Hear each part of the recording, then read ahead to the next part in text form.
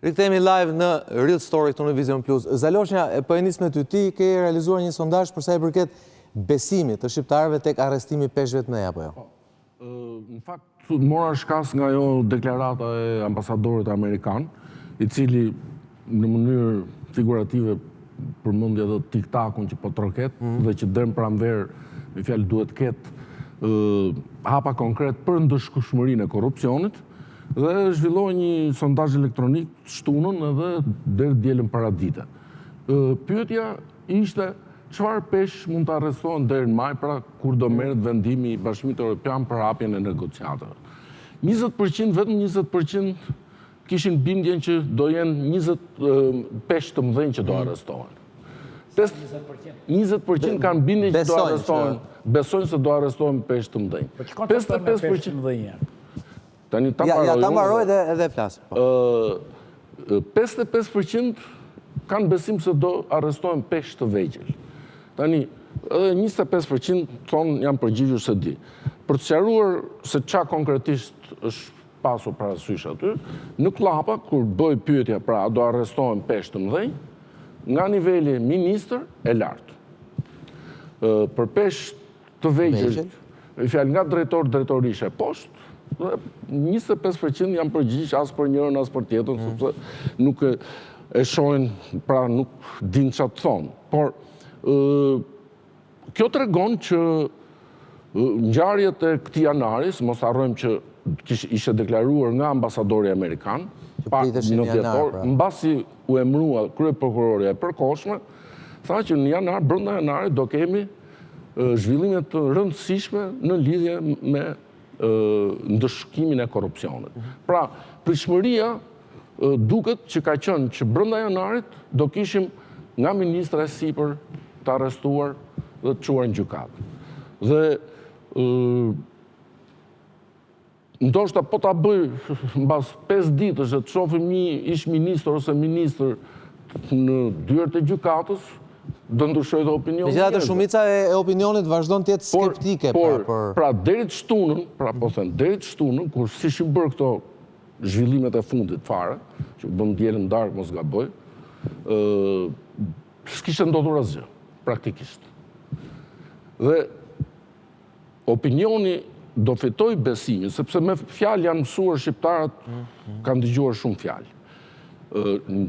Në qoftë se do shohim hapa konkret gjatë këtyre muajve, çdo hap konkret që do bëhet, besoj që do të rrisi dhe besimin e njerëzve kur të shohin që një drejtor i LSI-se, një drejtor i PD-s, por më e rëndësishmja nëse do ketë edhe nga PS-ja, pra, qoftë edhe drejtori drejtorie.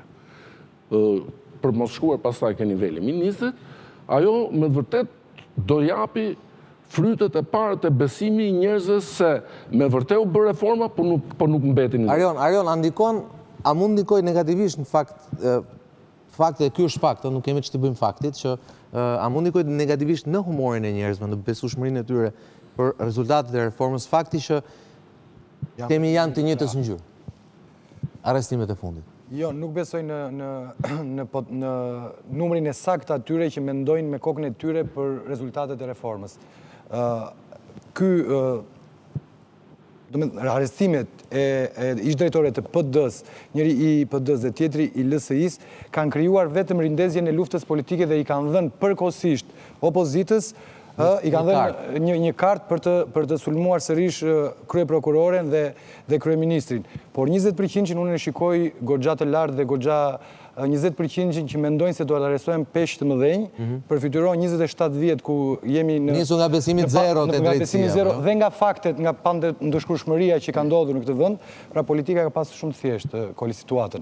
E ka pas me mbas marrëveshjes Rama, mbas marrëveshjes Nano Berisha për institucionet e drejtësisë, ajo ka qenë, domethënë korrupsioni ka qenë pothuaj i pandëshkuar dhe sepse të tilla ishte zinxhiri që zgjidhte drejtësinë. Prokurorët dhe gjykatësit kalonin nga parlamenti.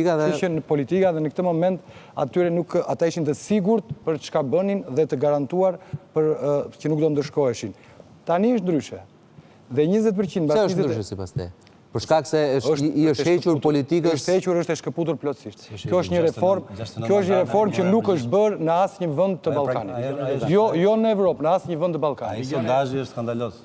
Në çuptim është skandalos. Sa i takon besueshmërisht në këtë proces që kanë 20% e shqiptarëve të mendojnë se ka pesh të mëdhenj. Se 100% e shqiptarëve besonin në momentin që u votua me 140 vota, në momentin që u tha do ngrihet Spaku, në momentin që u tha do bëhet vetingu, në momentin që kaloi reforma ndërsi, unë po ju them që 100% e shqiptarëve ka pas besim te reforma. Dhe trendi dhe tani trendi, unë jam i bindur që sa më ta mbaroj. Unë jam i bindur Zaloshnja do bëjnë sondazh sa më gjatë kemi këtë përkohshmëri njerëz me emrat apo hallkat përkohshme, ai 20% do bi 5%, 2%, 0%. Sepse besueshmëria u krijua në reformën e madhe që tha avokati. Jo, s'ka shpejt. Spahiu, që nga e premtja ka ndodhur arestimet, jemi e hënë. Pra, arestime mund të kemi të tjera deri në fund të javës. Mos ngatrojmë besueshmërinë ke reforma me arrestimet.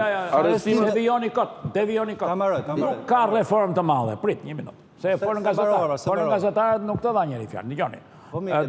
Nuk ka reformë. Nuk ka reformë. E merr vet avokati. Nuk ka reformë të madhe, se nuk mund të gënjejmë njerëzit. Reforma ishte kështu. Politika ndërkombëtare e madhe mori mori 5 dhe i çoi 94. Në momentet që u bën 94, që vajtën 2 të fundit, dakord jemi? Dhe s'kishte nevojë fare korrekt, 2016 thonë. Dhe s'kishte nevojë fare ai politika amerikane për të tjerë, doli Meta dhe thanë duhet konsensus. Ata çdo bënin, ku s'kishin nga janë banin. Prit të lutem, ore, doni të vërtetën ju apo? Ke qenë ti atje? Para se të qasi por apo tani ke vaj, lutem. Para se të qasi Meta, kishte kushtetut ky vend apo s'kishte? Çfarë duhet kishte kushtetut, do të dëgjosh tani. Si tani kushtetua e vendit i. Po lere me. A kishte një kushtetut para se të qasi Meta? Jo s'kishte, tani do të dëgjosh mua tani, çka këto brashkë tani, edhe dhe një herë. Ai e bëri me ore. Sa merr për tërës. Nuk e ka me të keq kur thonë. E mori me frikë, nuk kishte më nevojë politika ndërkombëtare, unë flas politikisht zotëri, nuk më duan ato. Nuk kishte nevojë me politika ndërkombëtare për konsensus, 94 që tot konsensus. Në konceptin e të drejtës konstitucionale, 94 do të 100% është një gjë që mbasës ju pëlqen. Me ndryshimet e 2000. Dale more. Je i kënaqur avokat me atë kushtetutën me 94 vota. Dale more me çan 94 vota. Do të dëgjosh tani. Në momentet kur këta i bën 94, politika ndërkombëtare, i bëri 94 dhe ne e dim si i bëri, apo ja zoti Sulo. Atëherë hyn ata të tjerët për show. Tani, problemi ishte që mbasi ka mbaruar kjo, ata filluan ta sabotonin. Por ata i kishin marrë masat. Tani vim tek ta arrestit që thot ky. Ore zotri, nga arresti nuk rrezikohet presidenti i Republikës. Ai arrest rrezikon kryeministrin. Ku kuptoni ju nga provat? Ju jeni afili matrak. Po normal se kur fut hundët kryeministët e rruga atje normal. Do më dëgjosh tani mbylla, as do të rinder ose ndërpres kur flet. Let marrë ajo. Pse rrezikohet kryeministri? Nuk mund të ketë firmë ministri për rrugët pa miratimin e kryeministrit. Me kë flasni ju? Me rrugën flisni? Pra, ajo është një çështje e tyre. Është çështje e timit ndërkombëtar të nivelit lart. Nuk pyet fare për ju, as për ato çizmet tuaja, as për. Dëgjoni mua. Dëgjoj tani. Më në rrezik, doni profesionalisht apo doni të fisnikot? Më në rrezik është kryeministri nëse ka pasur korrupsion në rrugët, pa kryeministri nuk bëhet. Atëherë këtu kemi 2 drejtorë për 2 kryeministra. Kemi drejtorin e Saliut dhe drejtorin e Ramës. Është drejtori i Ramës ai, nuk është drejtori Metës thoni ju, nëse keni fituar ndonjë lek. Tani dëgjoj, të lutem. Tani. Pastaj di Rama këtë. Ore zotri, unë çfarë jam tutori e Rama, do të flasësh. Ore, më vjen shumë keq. Rama i ka bërë lëshime të tjerëve se ikte nga qeveria ai, ditë apo? E lindë pas 72. Të lutem. Pra, ka rënë brenda. Pse budallam di mundi? Ka rënë brenda, jam i bindur që ka rënë brenda. Ore zotri, pa lëshimin, po kush pyet për ashashin e po flasim për paratë e shtetit. Ti më flet për ore, ne po flasim për paratë e shtetit, ti më flet për paratë e individit. Jemi në 2 koncepte ndryshme. Dëgjoj me mua me mendje. Këto janë parat shtetit, zotri. Janë buxhetit shtetit. Nuk janë parat e barrave. Edhe njëherë. Bari është i lirë në Hollandë. Pa ik vit 1.000 euro të marrin të rrasin 20 vjet burg. Pra, e ka vrarë ekonomisë dhe marrin ka vrarë ekonominë, ka vrarë, më duhet fare muaja, zotri nuk ka marrë për atë këtu, ka marrë për problemin e korrupsionit. Do të flasë për korrupsionin, kjo është korrupsioni. Korrupsioni ka qenë rrugët. Të dy qeverive, edhe qeveria Rama, edhe qeveria Berisha. Shëndetësia për shumë. Të dyja, mare që më duen mua ato, kryesorja është kjo, që janë me 100 milion... Armo, nafta, sështë? 100 milion euro janë këtu, luajnë këtu. Po flasim për rrugët, sepse kemi marrë dy të arrestuar. Kemi marrë dy të arrestuar nga rrugët. Po marrë misemi nga shumë konkret, pra, nga Toma dhe Gjika, po. Do thonë kanarinat, si e kanë këngën kanarinat, do të shikojmë atje. Po këta janë të trëmbur, që të gjithë janë të trëmbur. Lenani të arsyetojnë për njerëzit, se juve nuk ju mbushet mendja se jeni të trëmbur vetë. Dëgjoni edhe një herë. Lere të bisedojnë për njerëzit. Në këto momente, hetimi ka filluar nga flasim për korupcion. Se fillon hetimi pa kriju këto? Ja, dëgjoj. Spak, se fillon? Dëgjoj, mirë, dëgjoj. Po të mos ishte e korruptuar drejtësia, duhet këtë fillu me kohë. Pra, problemi është që në këto momente është brenda ky Spaku i posaçëm. Kjo Prokurorja dhe 2-3, këta janë ata që... Mirë, më ka mundësi të vazhdoj bisedën. Atë arsyetimin tim mbarova dhe 2 minuta. Pra, në këto momente, këta kanë kapur dy qendra që rrezikojnë kryeministrat, do më thënë të dy qeverit. Pra, është sinjal për krerët e qeverive, thoni? Për të dy qeverit. Pra, po kush është më në pozicion inferior dhe kush është më në pozicion superior? Ky tjetri ka maggjorancën. Pa maggjorancën nuk hyn dot në burg, nuk arrestohet dot, ju lutem. Precedentit Tahirit. E keni precedentin e Tahirit. Pra, po kemi precedentin europiane, po ju nuk dini precedentin tim. Unë jam ngritur në parlament dhe kam thënë, jam kundërshtar i këtij Bashës, ka korrupsion, ka fakse, ne do ta mbrojmë politikisht këtu. Ku dini që është politika? Pra, problemi që ndron. Unë nuk di ç'do bëj maggjorancë. Unë di se ç'do bëj drejtësia. Po mirë, po ju thoni, dakord. Maggjorancës ja ka lënë kushtetuta arrestin, zotrin. Mbase nuk arreston asnjë nga këta. Nuk ka rëndësi fare për çështjen. Mjafton që të fillojë procesi penal. Po nuk do të ishte e rëndë në çdo rast që nëse flasim për një drejtësi të paanshme dhe që duhet ta godasi korrupsionin në çdo ngjyrë, thjesht ta kalojmë me një shpjegim, qoftë edhe ligjor apo politik, se maggjoranca ta mbrojë veten e saj? Jo, ju lutem edhe një herë. Ne kemi, nuk ka kemi test. Maggjorancës i është bërë një test. Çështja Tahiri. Maggjoranca nuk e lëshoi. E dështoi testin tonë. Ju lutem, kryetari i maggjorancës ka marrëdhënie të ngushta me kryetarin e opozitës. Ajo dihet, botërisht, le të thonë këta. Pra, ne nuk e dim çfarë kanë biseduar bashkë. Po ne dim forcën e Washingtonit. Pra, i dim të tëra këto. Po kur të përplasin do t'i shikojmë. Por unë po ju flas profesionalisht, pavarësisht se ç'do bëj maggjoranca. Unë nuk jam nga këta që thotë maggjoranca e kanë gjetur nga rruga dhe e kanë futur nëpërmjet detit.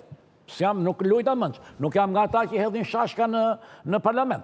S'pranojnë ata, sepse unë e di, ju nuk e dini që atje është sovraniteti i popullit. S'keni çarë ndonjëherë kokën në jetë tuaj. Pra, problemi qëndron te ky. Sot po ta shikosh me një vëmendje, me një sy profesional, këta rrezikojnë kush një të drejtën administrative. Pse? Sepse nuk ka mundësi, po e përsëris për të tretën herë, nuk ka mundësi një drejtor i përgjithshëm i rrugëve të bëj gjë pa kryeministrin. Tani, për sa i përket kryeministrit të parë, ai ka qenë komplic me ta, nuk diskutohet, se ndryshe s'bëhet. Ka qenë në bashkëpunim me të parë, janë dy drejtorë. Ai para 13-ës dhe ky pas 13-ës, dakord jemi? Ky pas 13-ës është alibia politike për maggjorancën, për mbajtur koalicionin. Ky pas 13-ës ka gjetur një kryeministër pa këllqe, se nuk jo të hynte përsëri në zgjedhje, ti merrte prapë 72, kryeministri, shenjat janë që ja ka lejuar, po ligji nuk të pyet arsyen pse ja ke lejuar për 71 apo për 72. Ja ke lejuar mori fund nuk quhet provë. Sepse ai tjetri nuk ka qenë ai ishte kryetar kuvendi. Nuk kishte ai lidhje me ekzekutivin. Ka këtu janë këta të dy kryeministra që rrezikohen. Tani, çdo bëj njëri dhe çdo bëj tjetri. Për sa i përket kryeministrit që ka rënë nga vafti, që s'ka gjë, po që lufton me mullit e erës, ati nuk di që të tem. Këtë tjetëri ka forcë. Do t'ja ikë një forcë nga duart. Nuk e di. Atëm, unë jam që të mos ketë forcë. Atë e di gazeteria, e di opinioni publik. Do bjerë një soj, avokat? Në regullë, pra? Në regullë. Unë ju shpegova cili bën arsyetim në vetë. Me që folëm për rolin e Washingtonit, në fakt, ashtu si edhe në rastet tjera, momente delikate, gjithmonë nga përtej oqeanit kanë ardhur sinjalet forta. Një sinjal i fort po vjen për një hetim, i cili ka nisur sigurisht në Shtetet e Bashkuara, po që përfshin një koncesion këtu në Shqipëri, koncesion i cili në fakt përfshin të dyja qeveri. Le ta ndjekim. Komisioni i shkëmbimit të aksioneve në bursë në Shtetet e Bashkuara të Amerikës ka filluar hetimin ndaj kompanisë amerikane OSIS lidhur me dyshimet për shkelje të ligjit që ndalon ushtrimin e praktikave të biznesit duke korruptuar zyrtar të huaj. Vetë kompania njofton se Departamenti i Drejtësisë përmes zyrës së Prokurorit Federal të Distriktit Qendror të Kalifornisë ka kërkuar informacion nëse kjo kompani i është përmbartur ligjit që ndalon praktikat korruptive. Sipas OSIS, agjencitë federale po hetojnë bazuar mbi raportin e firmës investuese Moody Waters që akuzon kompaninë për pagim rishfeti zyrtarëve shqiptar për koncesionin që ka fituar në Shqipëri. Në dhjetor të vitit të kaluar, Carson Block, drejtori i firmës investuese Moody Waters dhe autori i raportit që ngre akuza se OSIS e ka fituar kontratën koncesionare në Shqipëri përmes korrupsionit, i tha zërit e Amerikës se në bazë të hetimeve të saj, kontrata koncesionare me Shqipërinë që kapte një vlerë prej 150 deri në 250 milion dollar, ishte siguruar duke shitur gjysmën e vlerës së kontratës, 49% të saj, për vetëm 4.5 dollar tek një kompani shqiptare, ICMS, për kontributin e saj kryesisht në ndërtim për aktivitetet e kompanisë. Historiku koncesionit në Shqipëri filloi në vitin 2013. Në atë kohë, qeveria e Shqipërisë mirëtoi një kontratë koncesionare me vlerë deri në 250 milion dollar për skanimin e kontenierëve. Firma fituese e kontratës ishte kompania amerikane Rapiscan, dege firmës OSIS Systems. Në Shqipëri Rapiscan është regjistruar me emrin Sulo Albania. Por vetëm disa muaj pas nënshkrimit të kontratës, Rapiscan ose Sulo Albania i kaloi 49% të kuotave një firme shqiptare të njohur me inicialet ICMS në pronësi të Olti Peçinit me profesion mjek. Partneriteti në bazë të ligjeve amerikane duhet të pasqyrojë në dokumentet financiare të firmës OSIS si një kompani që shkëmbehet në bursë. Kontrata u kritikua në Shqipëri si nga biznesi për tarifat e larta për skanimin e ngarkesave, por edhe nga opozita asaj kohe. Kjo të roqi vëmendjen e firmës investuese Moody Waters Research, e cila filloi hetimet e veta dhe zbuloi se firma OSIS e kishte mbajtur të fshehtë kalimin e 49% te firma ICMSI dhe për më tepër, ky 49% me një vlerë mbi 100 milion dollar ishte blerë për vetëm 4 dollarë gjysmë. Pas hetimeve të mëtejshme, Moody Waters në një raport botuar pak kohë më parë, arriti në përfundimin se firma OSIS e ka fituar kontratën në Shqipëri përmes korrupsionit, duke u dhënë rishfet zyrtarëve shqiptar. Ariona, është një hetim transpolitik, pra që i ka përcen binarët e apo ndasit kohore të qeverive. Pra ka shumë, prandaj edhe une e lash të moment pikërisht për ta lidhur me atë që tha avokati. Po, është i tillë sepse është në 2013 në fund të qeverisë Berisha, pjesa e parë, pastaj koncesioni Vizion, sado Rama dikur në opozit pretendoi se do ta anullonte atë, por kalvari i është e vështirë, sepse do të shkojë në gjykatë pak a shumë s'është e çezi. Por kjo është pikërisht një provë, domethënë, e drejtësisë së re që presin të gjithë se si në një çështje ajo i bashkon të dyja palët. Pra nuk ka nevojë për atë që ankohet me të drejtë në thonjza zoti Spahiu që pse po goditet vetëm. Pa thonjza fare. Po, në kuptimin unë nuk është se duhet të presim, duhet kohë që të presim që të vërtetohet ankesa për njanshmëri, për drejtësi të njanshme, sepse është një akuzë shumë e rëndë, nëse vërtetohet. Dhe ne shkojmë drejt një vendi me, të themi, diktaturën e drejtësisë. Drejtësinë të kapur nga njëra palë. Ose në rastin më të mirë një drejtësi e kapur, po prap nga njëra palë, siç edhe e kishim dhe e kemi, apo se këtë duhet ta pranojmë. Po. Që sistemi drejtësisë aktuali është në kimin e një mazhorantë, një krau caktuar politike. Ka qenë kapur nga një krah. Kurse në rastin konkret nuk ka nevojë që të bëhet balancë, siç bëhet balancë me drejtësinë zakonisht në Shqipëri. Këtu kemi një çështje ku janë të përfshira dy qeveri me ngjyra ndryshme politike. Dhe kjo do t'jetë një nga testet, kjo çështje do t'jetë një nga testet e vërteta të prokurorisë dhe të Spakut të ri. Zaloshnja? Tani, ne kemi pas fakti test, përveç atit që u bën në parlament me Tahirin, ku mazhoranca përdori numrat, forcën e numrave, patëm dhe një test tjetër me një dëshmimtar, ose dëshmimtar të mundshëm, dhe ishte financieri i kushurimeve të Tahirit, i cili nga gjykata e krimeve të rënda ishte lënë me arrest në burg. Dhe ky njeri u ekstradua për në Itali dhe Ministria e Drejtësisë nuk pyeti Prokurorinë e krimeve të rënda, por pyeti Prokurorinë e Tiranës, e cila merret me jo me thyrje xhamesh, jo me 10 dyqanesh, jo tjera tjera. Pra, dhe film pasi ndodhi kjo gjë, mos harrojmë që ambasadori amerikan ka shkuar dhe ka pas, siç është raportuar në media, një bisedë shumë gjatë me Ramën, 2 orë ca, dhe film pas kësaj patëm dhe këto arrestimet e drejtorëve të rrugëve. Pra, ajo që duhet të them është që pengesa më e madhe që reforma në drejtësi, mendoj unë, të filloj të japi frutet, është rreth parë këta që janë pushtet. Sepse, siç tha avokati, kushtetuta shqiptare i jep imunitet deputetëve për masën e arrestimit. Mund të hetohen, por nuk mund të arrestohen. Dhe mund të shkojnë në gjyq. Por, në qofse reforma do kishte përfshirë edhe heqjen e imunitetit, por gjithmonë me krijimin e Spakut. Në momentin që krijohet Spaku, nuk ka pse të ketë më imunitet ndaj arrestimit për korrupsion. Për ato vepra që mbulon Spaku, se po ta heqim imunitetin fare. Kryeministri ka bërë qartë që kjo ai e mendon ndryshën në fakt tek çështja e kësaj. Nëse arrin çështja deri këtë pikë, ai e mendon ndryshe, mendon që politikanët edhe mund të shndrohen në viktima të gjuetisë së shtrigave, dhe prandaj ata duhen mbrojtur në parlament. Kur vjen puna tek kjo pikë, pra pa prova. E kuptoj për çdo lloj, sepse po që imunitetin fare, një polic i thjesht mund t'i bëj fiskultur një deputetit të opozitës për shembull. Por për veprat që mbulon Spakun, nëse ne i kemi dhënë kaq besim të madh këtij organi të ri që do krijohet, Spakut, që dohet i pavarur nga politika dhe i kaluar në sitën e pastërtisë, Spaku, pikërisht po Spaku pjesë e gjykata speciale është pjesë e Spakut. Për mbledh tëra. Të tëra. Pra, nëse kemi një 10 prokurorë, mos gaboj dhe në prokurorinë speciale, dhe 10 prokurorë në gjykatën speciale, të cilët ne presupozohet nga ndërtimi i gjithë reformës, që do jenë të pavarur dhe nga politika dhe nga kriminaliteti, nuk duhet t'i krijojmë më pengesë, sepse mund të filloj rapjeskanit të hetohet, edhe unë mund të flas me orë tërë, në fakt se jam futur mirë asa çështje, se është dhe fushën në statistikat mia.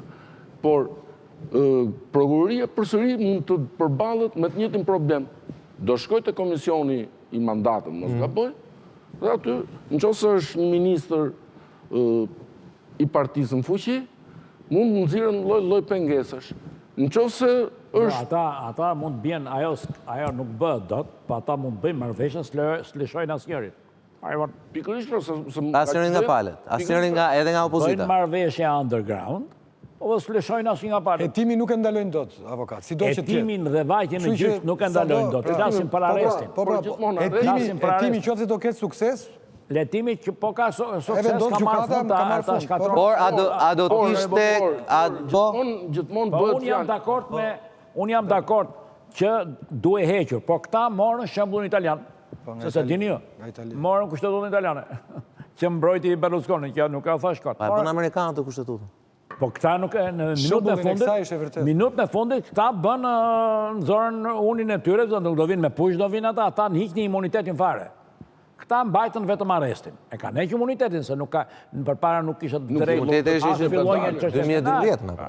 Tani këta e ruajtën këtë me mendimin që ajo që thanë këta, që mundet me një prokuror politik, mund të vijë në pushtet një parti tjetër, partia tjetër në vend tim. Natyrisht që dhe mund ndodhi kjo, po problemi ishte që këtu qëndroi keq, në këtë rast qëlloi keq. Se ata duhet ta kishin lënë ministrin. E më rëndë, për që nënë si ka, a i po t'je i pafajshëm dilte edhe 3 herë me i fuqish, mare këta nuk e kuptojnë këtë. I pafajshmi të rëzonore, ditjeve. Ku ka të pafajshëm që të mbajnë 3 gjyqtare njërë ndër, e në vete, se në vete. Apo po ka për prova ndërkombëtare, prova nga filani, nga FBI-a, s'ka që bëndo të zoti. Pra, çështja ishte tani, ju lutem edhe një herë, këta nuk duhet të mërziten. Sepse kjo është një reform, ju lutem, është reform. Të gjithë do futen të vrimë e kirpërë. Por ama, kush ka kokë të madhe, nuk e në zëvrima. Do bëdhe një test vogël, në që se kam bërë studim kohë dhe frimit, unë kam llogaritur duke u bazuar në të dhëna rrethanore, se në 20 vjet e fundit, kanë firuar $20 miliard nga parat publike. 13 miliard i kam llogaritur bazuar... Në sa vjet? Në 20 vjet e fundit.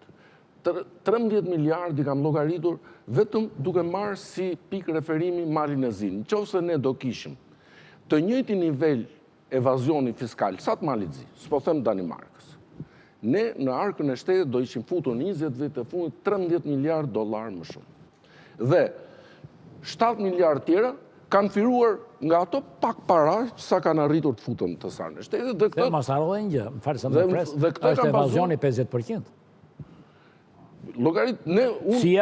CIA ta jep, merë hape, 50% evazion. Ndërsa Malizi ka 30%. Ne mjafton të kishim sa Malizi, do kishim 13 miliard në tek. Po, ky quhet në analizën juridike, ai quhet fenomen objektiv. Ajo humbja që thua ti, është nuk i ka marrë vetë në politika ato humbje. I kanë marrë të gjithë. I kanë darë. I kanë marrë gjithë, i ka marrë kapitali, i ka marrë rogat, i kanë marrë gjitha, janë marrë të... I ka marrë konsum. Pra është ndarë, ka pasur një ndarje për te politikës të kësaj. Por ajo që... Jo, ka qenë kurizim... Jo, i keqe... Lirin popull. Jo, është e keqe. Ka qenë kurizim tim që paguaj... Për shoqërinë nuk ka qenë e keqe. Jo, për mua që paguaj taksat në rregull, është e keqe, sepse me paratë e mia bëhet rruga, ndërkohë që ai tjetri i mban paratë. Të bie argumente Zaloshnja se ke qenë pakic. Shkojmë publicitet deri kthehemi në pjesën e tretë, tu ndërhisore me mësuarit e mi.